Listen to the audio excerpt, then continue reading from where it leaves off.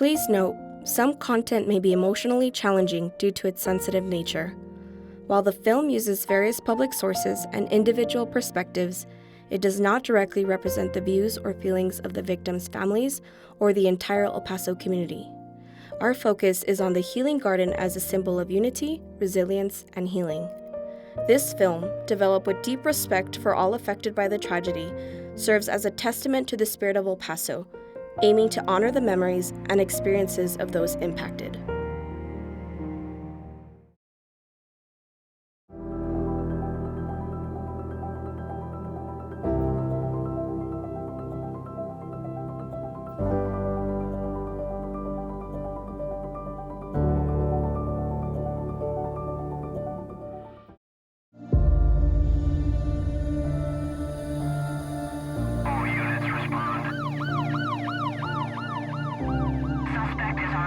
Gunshots ring out at the Walmart near Hawkins. Police quickly evacuating the nearby Sierra Vista Mall. Sasa, though, dragged her mother underneath the table. She is 91 years old, but in that moment, she said she just wanted to save her mother at all costs. 22 people dead, the oldest 90 years old, the youngest just 16. The investigation is spanning from El Paso to North Texas, home of the alleged shooter. That gunman is now in custody. This attack is a response to the Hispanic invasion of Texas, the author writes.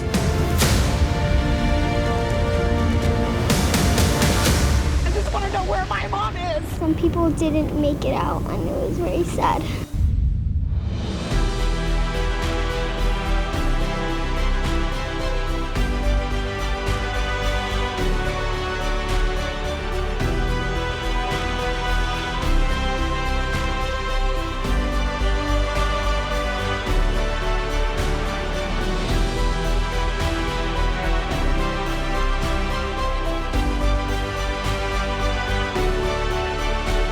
As you can see, all walks of people came in. We're all Americans first. We're all Americans, no matter where you come from. So, you mess with one American, you mess with them all. Here in El Paso, we welcome everyone. We're in a situation where we need to tell the world how we are and be an example, because hate just begets hate, and that needs to stop. Be strong, El Paso. Be strong, America.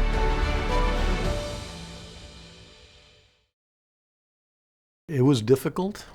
It wasn't something that our community really deserved. And so when I hear what was happening, I'm thinking maybe something else. Maybe I'm not understanding it. It doesn't happen in El Paso. I called the bishop and I said, can you join me? I'm headed to the hospital. This is maybe 15 minutes after the shooting had stopped. And so you start the feeling, the really essential, heartbreaking feeling that something had gone wrong. I found an older woman. She was by herself, and she spoke Spanish, and I didn't speak Spanish, so I kind of took note of her. She was shot in the arm, but she had been quiet, and as soon as she saw her daughter, she just starts talking and crying, and her daughter starts crying, and I hear her daughter translating what her mom is saying, and she says, she was shopping with her husband, and her husband was shot right in front of her, and they're both crying, and that was when I kind of had to step out in the hall and gather myself.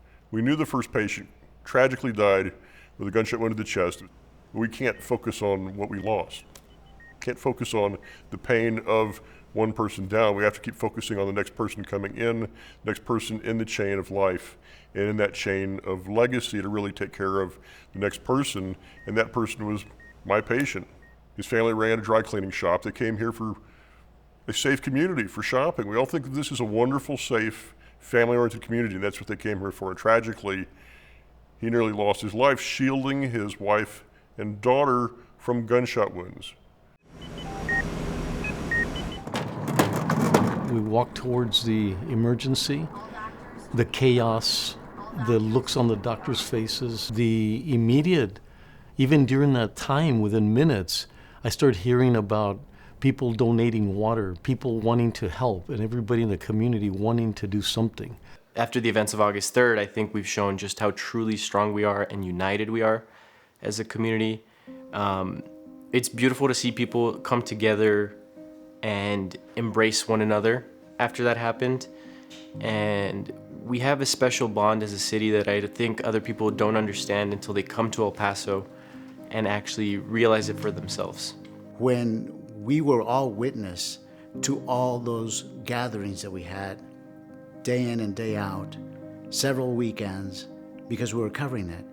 And the one thing that really touched me the most is how when everybody came together to pray, they held hands. What really came to separate us, to divide us, actually united us even more. Horrible that something like this had to happen. But the community is more united now.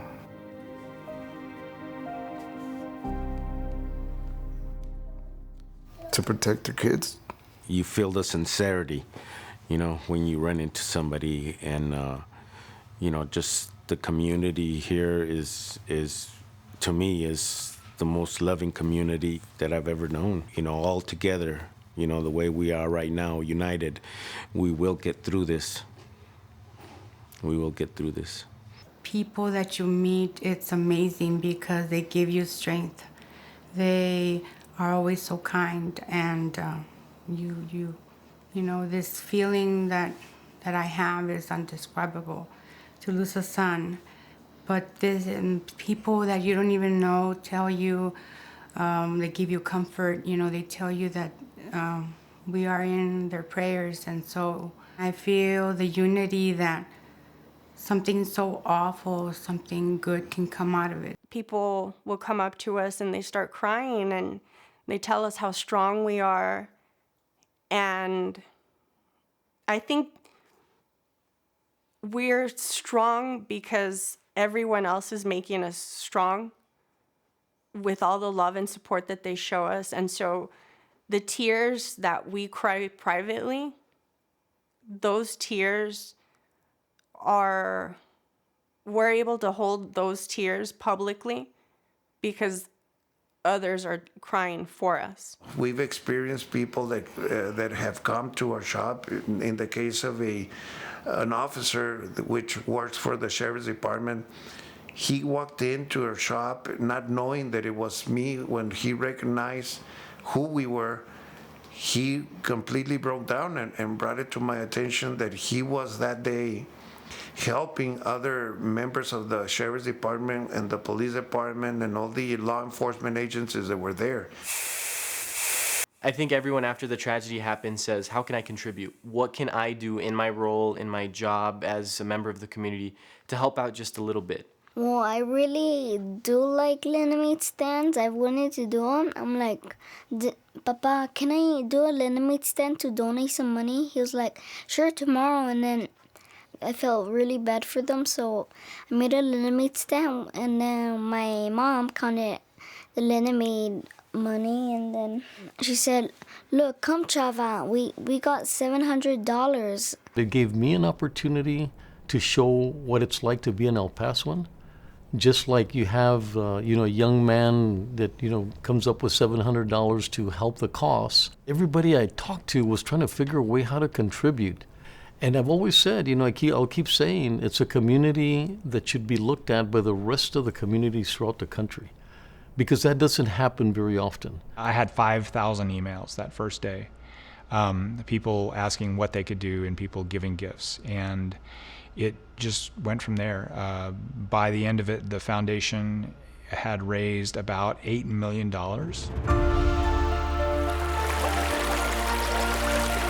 The Healing Garden concept really started very quickly into my mind that there was going to be a place. I didn't know what it was. I didn't know what it was going to look like. I just knew there was going to be a place where people can go and pray and meditate.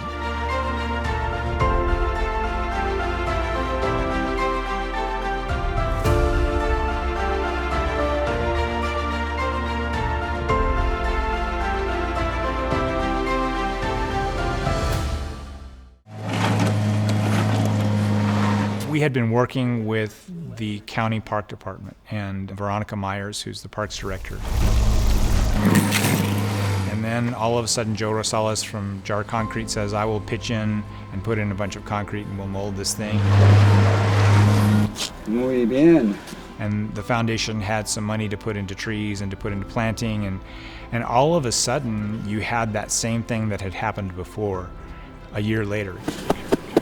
Perfect. You had a community coming together looking for an opportunity to give back to your community. The cool thing is how lasting and memorable and what this is for.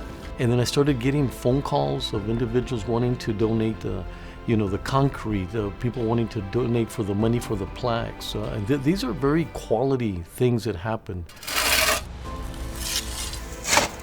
And then when you saw our landscapers, getting hit by the sun as they were working and not giving up and wanting it to happen and taking that extra step, making sure that things were done properly. Everything there, the trees were planted by the families, the flowers were planted by the families, and this is what we're trying to accomplish, is for everybody in the community to feel that they were part of it. I really believe that it was a spiritual journey where people just knew when to step up.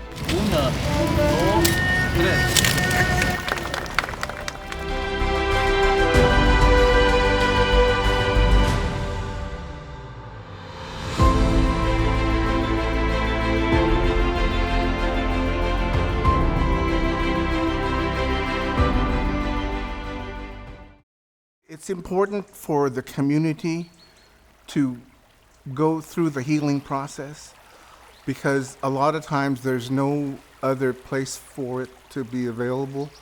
And so this provides the calm, the serenity, and the placidness of the area. It can provide a lot of therapeutic benefits just to be in that surrounding and in that environment. Initially, I came in honor and memoriam of the victims for the shooting. Following that, I had found myself kind of coming back with family members, with my friends, with my girlfriend, to enjoy the serenity, the environment, the peacefulness. It gives me the opportunity to recollect myself in my mind, rather than, the hustle and bustle of the city and trying to find myself, walking through the streets. I'm able to just sit down and kind of collect myself.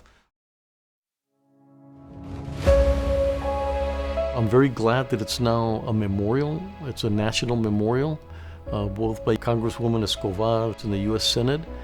We were transformative as a community. The impetus is to get our community to move forward, to feel good about yourself as a community member, and we became an extreme role model for the rest of the country. It was truly heartbreaking to hear about the shooting in Buffalo, New York. There's never a better opportunity that I've ever had to understand that we did the right thing until we were doing a vigil for Buffalo. And I thought, if we didn't have this garden, what could we contribute? What could we possibly, we'd be in an empty space or standing in front of Walmart and saying, hey, we understand what you're going through. And then when we had Uvalde, one of the most moving moments that I've ever had in my life,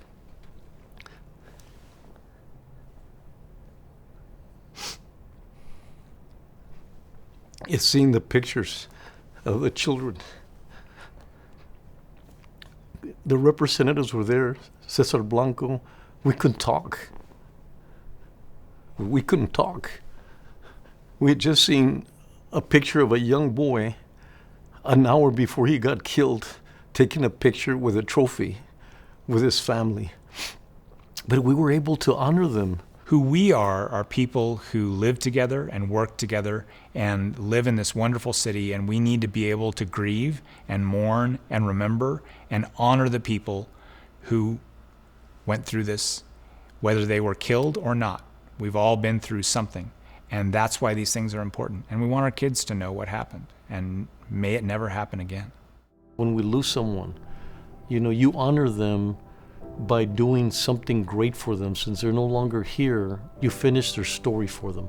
And I really pray and with all my heart that somehow, some way, we're finishing the story of 23 individuals that didn't get to finish their story or their journey. El Paso will come together no matter what the crisis is. And I'm hoping that instead of hearing the narratives, that you hear the real story about El Paso, and that you feel comfortable that this is a great place to visit, it's a great place to stay, It's a great place for you to be an ambassador. We're going to welcome you in the best possible way, more likely better than any other place.